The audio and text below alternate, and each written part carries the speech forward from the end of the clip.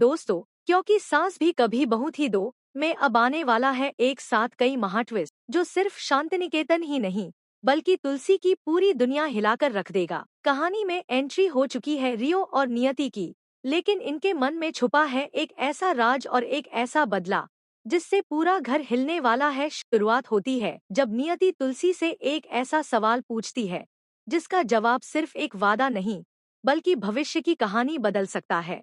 नियति पूछती है, क्या मेरे बेटे को इस घर में वही सम्मान और अधिकार मिलेगा जो बाकी सदस्यों को मिलता है? तुलसी बिना देर किए वादा करती है कि वो रियो को उसका हर हक दिलाएगी। लेकिन तभी आता है कहानी में बड़ा ट्विस्ट। नियति अचानक शांतिनिकेतन जाने से मना कर देती है, लेकिन रियो यह सुनकर चुप नहीं बैठता। वो नियति से कहता है कि हमें वहाँ जरूर जाना चाहिए। फिर रियो अपने दिल की वो बात बता देता है जिसे सुनकर हर कोई हैरान रह जाएगा। रियो कहता है, मुझे इस घर की प्रॉपर्टी या बिजनेस में कोई दिलचस्पी नहीं है। मुझे तो बस अपने पिता का बदला लेना है और साथ ही मैं आपको आपका हर हक दिलाकर रहूंगा। उधर शांतिनिकेतन में तुलसी अकेली वापस लौटती है।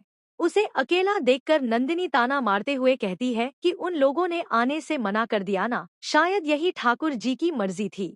लेकिन तुलसी का जवाब सबको चौंका देता है। वो कहती है, मुझे अपने ठाकुर जी की मर्जी अच्छी तरह पता है और इसके बाद जो होता है वो घरवालों के लिए किसी झटके से कम नहीं होता। तुलसी खुद रियो और नियति की आरती उतारकर उनका गृह प्रवेश कराती है। जैसे ही रियो और नियति शांतिनिकेतन में कदम रखते हैं, वैसे ही एक नई जंग की शुरुआत हो जाती है। रियो नियति को उसके कमरे में ले जाता है और कहता है कि यहीं से शुरू होगा आपके अधिकार मिलने का सिलसिला। लेकिन असली खेल तो अब शुरू होने वाला है। रियो अपने मन में तुलसी के खिलाफ बदले की आग लिए बैठा है। वो कहता है कि अभी इन लोगों को मैं बहुत अच्छा लग रहा हूँ, लेकिन जल्द ही मैं इनको अपना असली चेहरा दिखाऊंगा।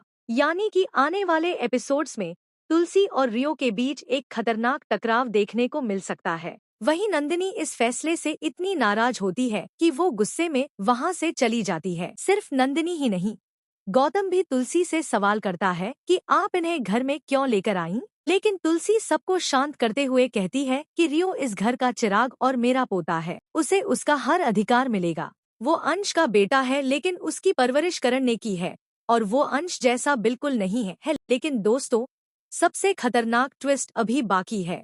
उधर वैष्णवी पार्थ का इंतजार कर रही होती है। तभी वो गलती से किसी और की कार को पार्थ की कार समझ लेती है और उसे रोकने की कोशिश करती है। लेकिन कार में बैठे लोगों की नीयत ठीक नहीं होती। वो वैष्णवी के साथ बदतमीजी करते हैं और उसे जबरदस्ती कार में बिठाने की कोशिश करते हैं। अब सबसे बड़ा सवाल यही है, क्या वैष्णवी इस मुसीबत से बच पाएगी? क्या रियो का बदला तुलसी की जिंदगी तबाह कर देगा? और क्या रियो का असली चेहरा सामने आते ही शांतिनिकेतन में मच जाएगा महाविस्फोट? जानने के लिए बने रहिए, क्योंकि सास भी कभी बहू थी दो के साथ।